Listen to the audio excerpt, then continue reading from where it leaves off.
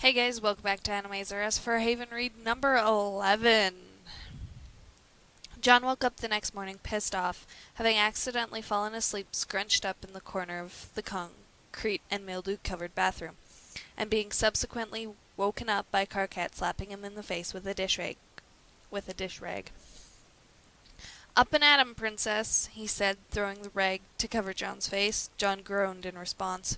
Yeah, I know, Carcat replied, but Kanai's pissed at the state of this place. She says we have to clean up. And also that it actually has been your turn to do the dishes all week, so if you could please stop placing them in the shower for someone else to do, that would be nice, Carcat said, in a perfect imitation of Kanai's eloquent tone. Ah, John said, taking the dish rag off his face and pulling himself to a standing position. He exited the side room in hopes of finding food, but instead ran into Jade carrying a huge stack of dirty bowls. Hello, you missed breakfast, she grinned, pushing past him to the shower. John sighed and looked around. Kanai was bustling past him with a huge pile of clothes in her arms. Terezi had an old broom that she was using to sweep, but really just kicking up more dust than necessary. John, Kanai called from behind him. Dishes! Yeah, I'm comin', he said, retreating back towards the basin that was now full of dirty dishes. He reached up and pulled the chain. Cold water began spluttering down. Need help? Sox's voice said from next to him. Yeah, sure. I'll wash you. Rinse? John picked up a bowl and started washing half-eaten noodles out of the bottom. So, about yesterday. Yeah. I was wondering, what's up with the girl? There was a lot up with her. John handed the soapy dishes to Solix, who tucked it under the thin stream of water. It's like she was a kid, and also wasn't. Like she didn't sound how young she looked. She isn't. What do you mean? She couldn't have been more than, 8. John picked up a handful of bent forks. Solix cleared his throat. It's like this. You know that the disease kills us, yeah? Yeah, it takes over. The physical changes are half from the disease itself, half from the body trying to fight it off, John said, quoting the school pamphlet. Yeah, so one of the effects is that it slows down the aging process. Just physically. Mentally, it doesn't really do much, but after a few years, mostly around when your horns grow all the way in, you stop aging normally. For example, I'm probably not gonna look much older than this. Do you die after you stop aging? No, not necessarily. It's different for everyone. A couple of other factors correspond to when you die. Some people can last for ages, like the girl, for example. So she stopped aging? Yeah, shitty story for her, too. How? Well, just take Terezi, for example. John glanced over his shoulder to see Terezi now swinging the broom around, whacking it against the couch and then on Carcat's head. She came here when she was 8, Sulks continued. She's 17. Hasn't aged in 4 years. Wow, really? Carcat was trying to wrestle the broom from her grasp. She grinned and treated it like a challenge, hitting him over the head again. Yeah, so if she's been here that long, and she looks like that, imagine how long Nepeta has been here. John thought back to the strange small girl with the wide eyes and unsettling grin. She was just a toddler. Yeah, from the little I could gather from Equius, youngest ever diagnosed, she grew up here. At least it's a valid reason why she's so fucked up. Yeah, no kidding. John shuddered, trying to picture a child having to live in this place, but failed. They finished the rest of the dishes in silence, John quickly leaving the gray concrete room to the jumble of voices outside. The broom accident between Carcat and Terezi had turned into a wrestling match that had caused 2 chairs to be overturned, and a pissed-off Kanai restricting the 2 to separate corners. What happened? Sulks whispered to Jade as he walked out of the bathroom, fingertips lightly brushing the wall for guidance. They were hitting each other with brooms, she answered, half smiling, and carrying an armload of wet clothes, which she proceeded to hang from the makeshift clothesline that had been strung haphazardly from wall to wall across the room. "So, Trezzy, are you just moving in, or what?" Kanaya asked, removing the broom from her hands. "If you don't mind, I think it will be easier if we're all in this Mindfang thing together." Kanaya sighed and turned around to see everyone else. "Okay, I call a team meeting, right now. Everyone, get on the sofa." "Oh, are we a team now? What's our mascot?" Sulk said sarcastically, shuffling forwards to reach the sofa. "I vote Karkat as mascot," Terezi answered. "Shut up," muttered Karkat from the corner. Jade finished hanging all the laundry up, and the room now resembled a chaotic jungle of wet t-shirts and pants. "Okay, everyone, be quiet," Kanaya's voice said. John couldn't see her from his position on the couch. An obnoxiously red shirt blocked his view, but he was pretty sure she was sitting on the armchair. "So, last night sucked. That's kind of all there is to say on the matter. We tried to get information, and we ended up just getting generally humiliated. But we did get a clue," Terezi said, now sounding serious. "Aqueous mentioned that the Sylph could help us." "I don't think that would be a wise move," Kanaya's voice clipped. "She knows everything that happens. She would know where Mindfang is. I don't know why we didn't go there first." "You know why. I just don't think we should go to the west side and poke around." "We won't be poking around. I know where to find her. You don't have to come." Are you serious? Like you would survive in the west side alone?" "That's where I grew up, if you haven't forgotten." "I'm coming too," Karkat said. "Me too," Jade added. "And John." John turned to glare at her. Going into gang territory was not his idea of a fun night out on the city, and she shrugged and jerked her head to the side to say, "Well, why not?" "You guys aren't leaving me here alone," Sulks added. "Fine, you all can come under one condition," Terezi said, "which is, you have to listen to me. If you thought Main Street was bad, you haven't seen anything yet." "Meeting adjourned?" "We'll leave in half an hour."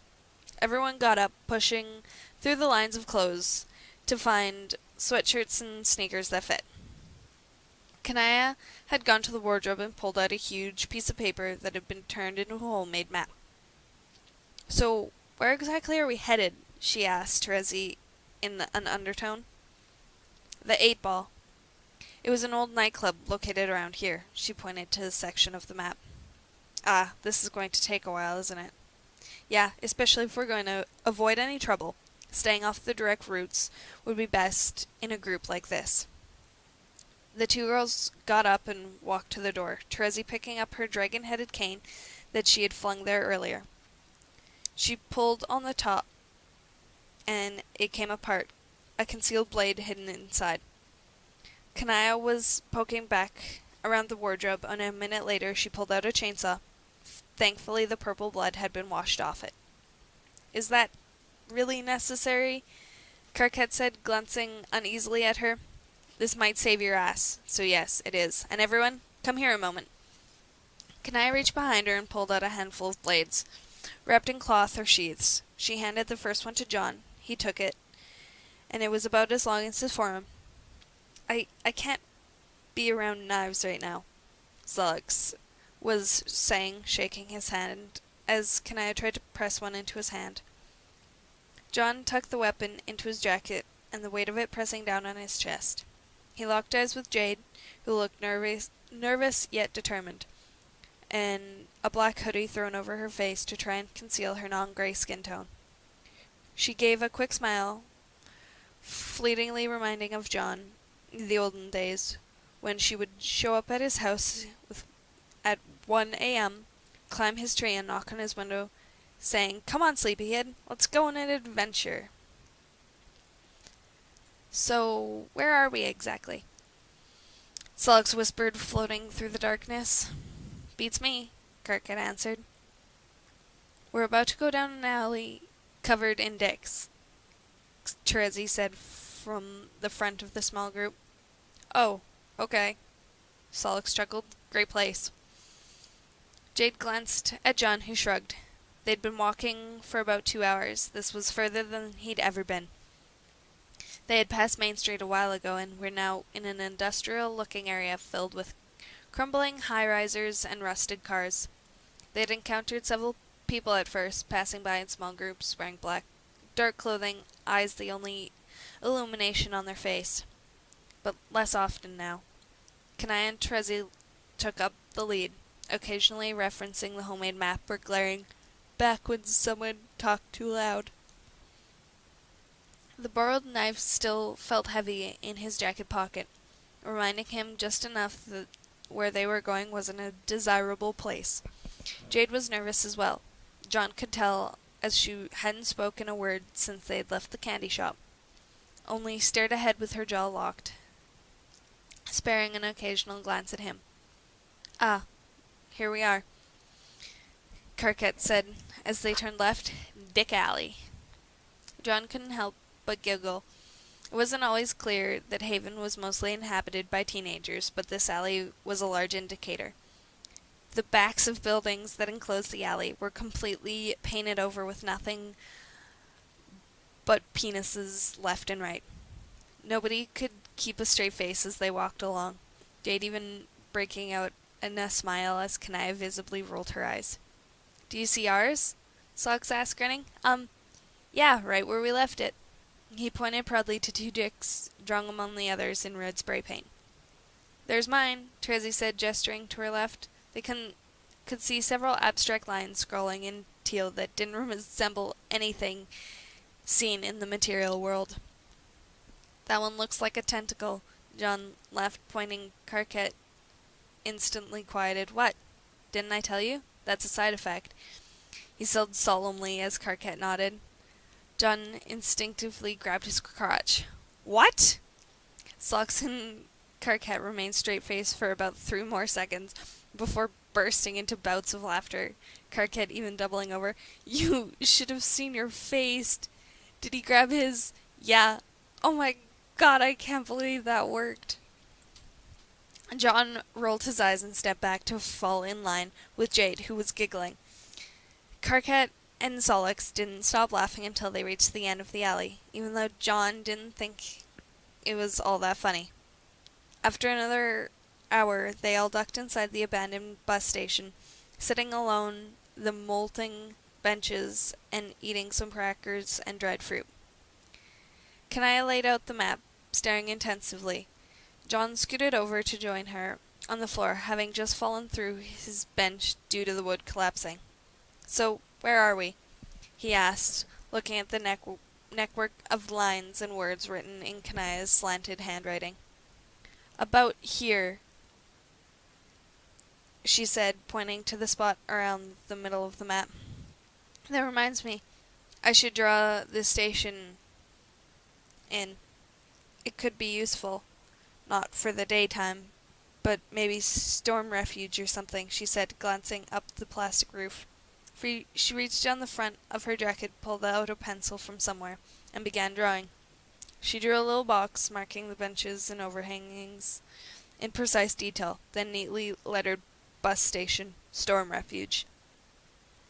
John observed the rest of the map and noticed that the buildings and various streets were drawn with equal precision and detail. You're really good at this, he said. Kanaya smiled. That's what I did before I came here. Made maps. As a job? No, it was more like a hobby. I wouldn't make them of actual places. I would make up fictional lands and worlds and make maps of them.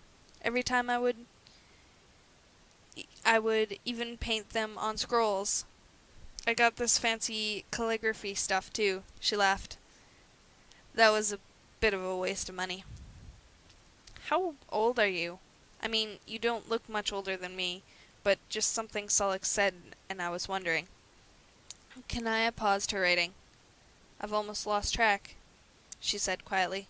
but I think I'm 19. Oh, wow. Yeah, I still look 14, don't I? Yeah. Kanai shrugged. It used to bug me, but I think I've gotten used to it. Won't be around for too much longer, so all in all, it's not a big deal. Okay, Terezi said, bounding to her feet. We've got a long way to go. Back on the road.